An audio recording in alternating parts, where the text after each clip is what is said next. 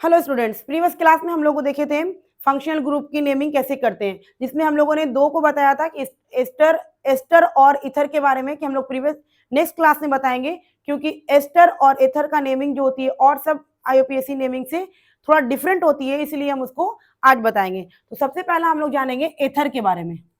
एथर का मेरा क्या होता है, एथर का जो हमारा वो हम लोग कैसा दिखेगा, इस तरीके से दिखेगा। एथर इस तरीके से दिखेगा और इसका जो नाम लिखाता है वो अल्कोक्सी अल्केन। समझ में आया? Alkoxy alkane. इसलिए ही हम आप लोग को इसको सेपरेट में बता रहे हैं, क्योंकि इसकी नेमिंग जो होती है और सब नेमिंग से क्या होती है, डिफर होती है।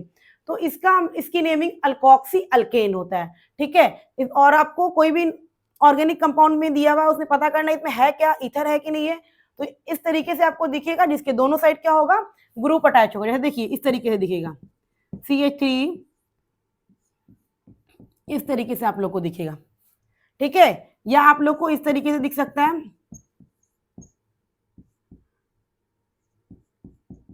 इस तरीके से दिखेगा। या आप लोग को दिख सकता है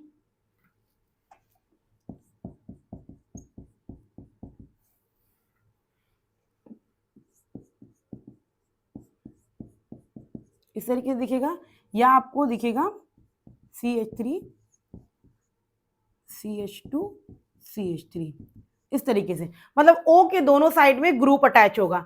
तो ग्रुप अटैच होगा तो आप एक को क्या करिए, एक को क्या मानेंगे हम लोग, एन, और दूसरा क्या हो जाएगा हमारा ऑक्सी। दूसरा क्या हो जाएगा, ऑक्सी। अगर दोनों सेम है तो हम क्या करिए, एक को ऑक्सी मान लिए, एक को एन मान लिए। अगर एक ग्रुप में, जैसे इसमें देखिए एक साइड में क्या है, लार्जर ग्रुप है, एक साइड में स्मॉलर ग्रुप है, तो इस केस में क्या करेंगे हम लोग, स्मॉलर को हम लोग ऑक्सी मानेंगे और लार्जर को हम लोग एन मानेंगे। लार्जर को क्या करेंगे, एन मानेंगे।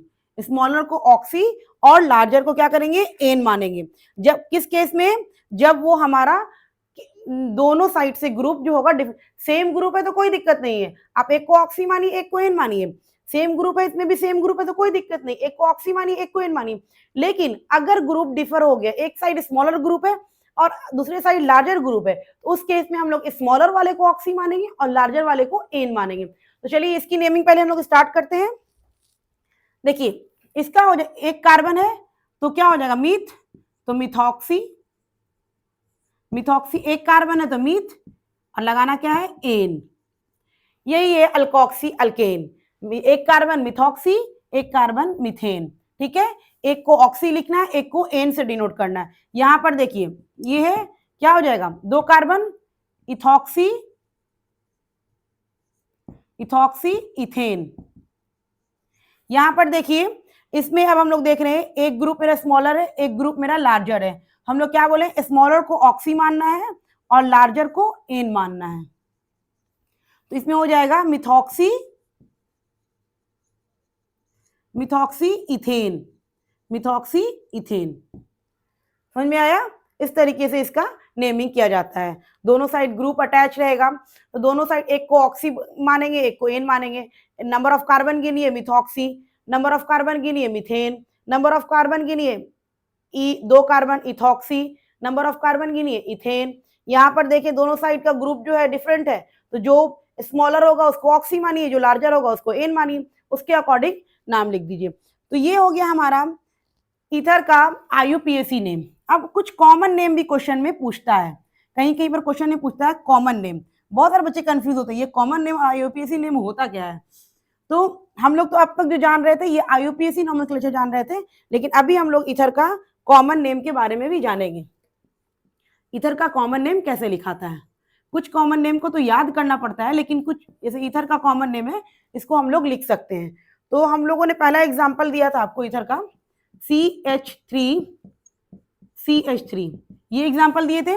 तो इस केस में क्या होता है ना, जो भी फंक्शनल ग्रुप के साथ जो भी ग्रुप अटैच है, ये हमारा क्या कहला जाता है, ये हमारा कहलाता है सब्स्टिट्यूएंट। क्या कहलाएगा, सब्स्टिट्यूएंट।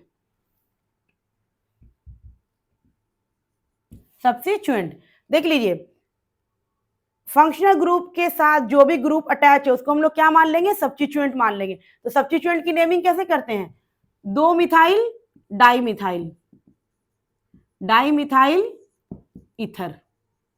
इस तरीके से इसका नेमिंग होता है, कॉमन नेम। नेक्स्ट एग्जांपल जो आपको हम दिए थे वो दिए थे CH3 CH2O CH3 sorry CH2 CH3। इसमें कैसे नेमिंग करेंगे? देखिए बोले हैं कि दोनों साइड का जो ग्रुप होगा वो क्या होगा, हमारा सब्स्टिट्यूएंट होगा। तो ये हमारा C2H5 है, ये भी हमारा C2H5 है ना। दोनों को दो कार्बन H5 C2H5, ये दोनों मेरा क्या है, सब्स्टिट्यूएंट है इसके लिए। तो क्या हो जाएगा, di ethyl ether, di ethyl ether.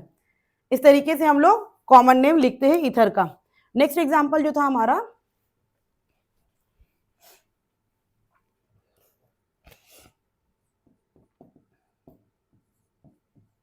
CH2CH3, तो इसको हम लिख सकते हैं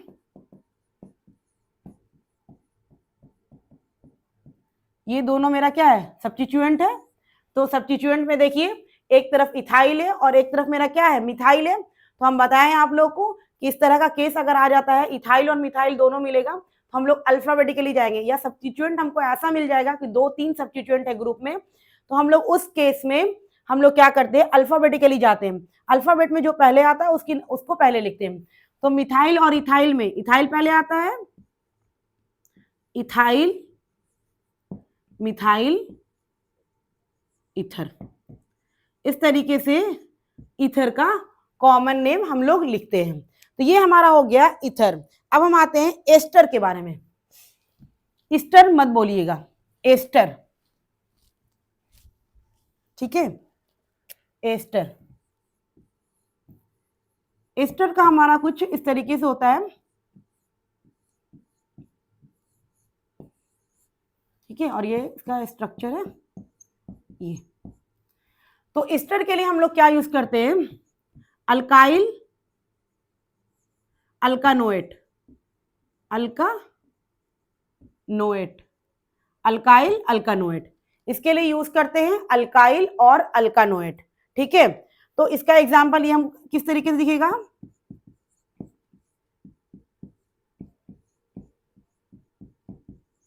CH3, ठीक है। तो एक चीज ध्यान रखिएगा, हम लोग किसको आइल और किसको ओएट मानेंगे। तो जो O से अटैच होगा, जो O ग्रुप से अटैच होगा वो हमारा कहलाएगा आइल, और ये कहलाएगा ओएट। जो O ग्रुप से अटैच होगा वो हमारा कहलाएगा आइल, और उसके अपोजिट ओएट हो जाएगा। इसकी नेमिंग क्या हो जाएगी, 2 कार्बन, क्या हो जाएगा, 2 कार्बन। इसके लिए हो जाएगा, एक कार्बन है तो मिथाइल, एक कार्बन है तो मिथाइल, मीथ होगा इसलिए आइल लगाना, तो मिथाइल। 2 कार्बन है तो क्या हो जाएगा, इथानोएट,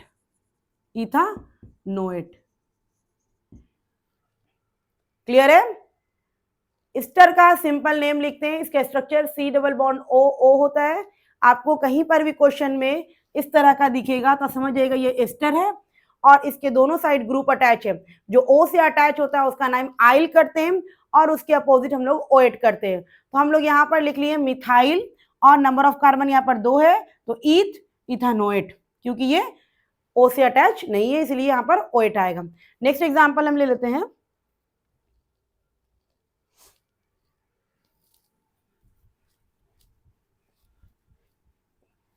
नेक्स्ट एग्जाम्पल आप ले लीजिए,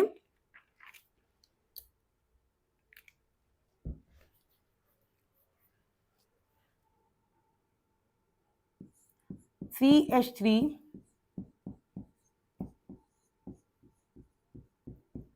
C2H5, ये हो गया हमारा। तो इसकी नेमिंग कैसे होगी, देखिए O के साथ अटैच है तो ये आइल ग्रुप और ये ओएट ग्रुप तो क्या हो जाएगा, इथाइल, 2 कार्बन है, इथाइल, और यहां भी 2 कार्बन है, ये दोनों 2 कार्बन है, तो क्या हो जाएगा, इथानोएट, इथाइल इथानोएट। नेक्स्ट एग्जांपल देख लीजिए, बस इसको ही हम C2H5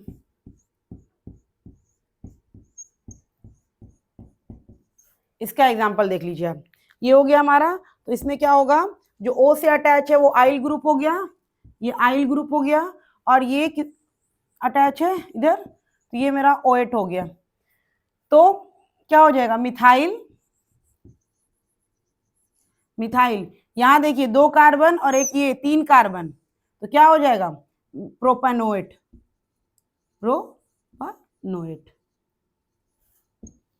प्रोपानोएट। तो इस तरीके से हम लोग एस्टर और ईथर की नेमिंग सीखते हैं। ईथर में क्या होता है, अल्कोक्सी अल्केन करते हैं, मतलब कि एक ग्रुप को ऑक्सी मानना है, एक ग्रुप को एन मानना है। तो उसमें अगर दोनों साइड ग्रुप अटैच सेम है तो आप एक को ऑक्सी मान लीजिए, एक को एन मान लीजिए।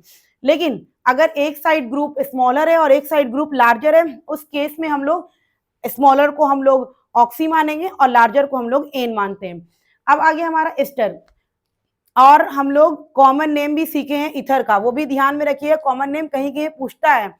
उसके बाद हमारा एस्टर का जो हमारा सी ओ होता है, जिसका स्ट्रक्चर होता है सी डबल बॉन्ड ओ होता है, जिसके दोनों साइड ग्रुप अटैच होता है। जो ओ के साथ अटैच होगा वो आइल कहलाता है, और उसके अपोजिट वाला OH कहलाता है। मिथाइल लिख दिए, इधर नंबर ऑफ कार्बन, उसके बाद OH लिखने के लिए नंबर ऑफ कार्बन ये भी जाएगा जो फंक्शनल ग्रुप में नंबर कार्बन है। बहुत सारे बच्चे इस कार्बन को गिन करके नेमिंग कर देते हैं, ये भी कार्बन इसके साथ ही अटैच है, इसीलिए नेमिंग करने पे ध्यान रखिएगा, इसमें बहुत गलत होती है। इसका ये तो सही लिख लेते हैं, ये बिल्कुल सही लिख लेते हैं, मिथाइल, इथाइल, प्रोपाइल जो दिख रहा है, क्योंकि यहाँ पर कार्बन पूरी तरीके से मेंशन दिखता है। और इस साइड में क्या करते हैं बच्चे, सिर्फ इसको लेकर के नेमिंग कर देते हैं। ऐसा काम नहीं करना, ये दोनों कार्बन को काउंट करना है, ठीक है। इस तरीके से आप ईथर और एस्टर का नोमेनक्लेचर सीख सकते हैं। इस तरीके अब आप लोग का IUPAC नोमेनक्लेचर जो हो गया वो यहाँ पर एंड हो गया है। अब हम लोग जानेंगे आगे में अल्केन, अल्कीन और अल्काइन के बारे में। लेकिन उससे पहले आप अल्केन, अल्कीन, अल्काइन पढ़ने से पहले आप ये नोमेनक्लेचर, IUPAC नोमेनक्लेचर का सारा लेक्चर अच्छे से समझ लीजिएगा, तभी आपको आगे अच्छे से समझ में आएगा, ठीक है।